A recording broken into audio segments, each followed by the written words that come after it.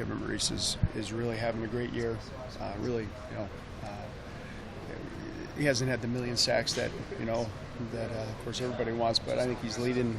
I think he's leading the country in pressures, and he's extremely valuable to us, and he would be for anybody. I mean, he's a really good tackle. He's done really having a great year.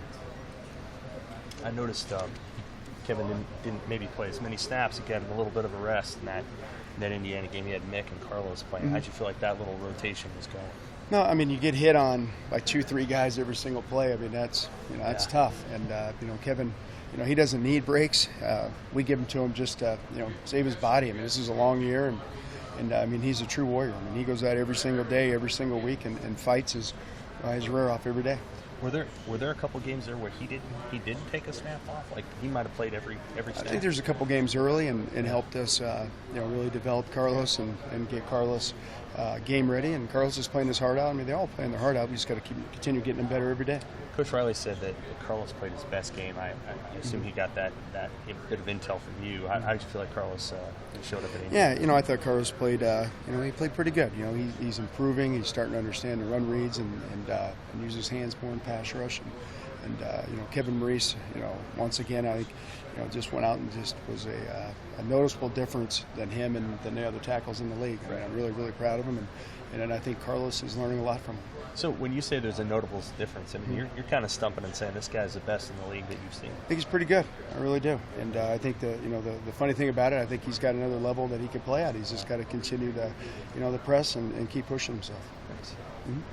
Those younger guys, though, I mean, what kind of steps do you need to see them go through to start playing at another level as a redshirt freshman? It's a lot. It's everything from their stance to their eyes, what they're seeing. Are they reading?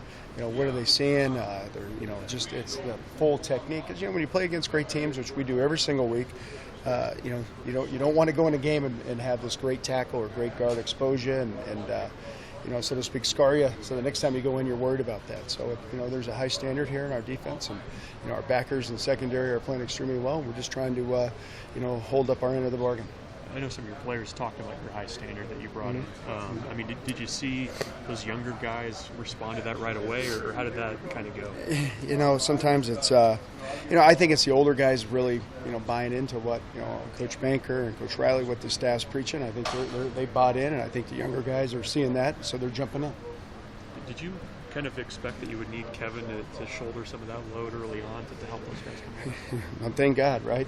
He's Kevin's a great guy. He's playing well. He's playing hard, and he's the biggest thing for him is just keep getting better every week and every day. Coach, what have you seen from Purdue's offensive line? What kind of trouble can they get you guys? The thing about them is just big. I mean, they're big guys. They're, I know they're getting a lot of hype because of their ability to throw the football, but they can run. When you have big 6'6", 300-pound guys, that's a challenge, and that keeps you up at night. So, we just got to go out and stick to our fundamentals of football and get 11 hats to the ball.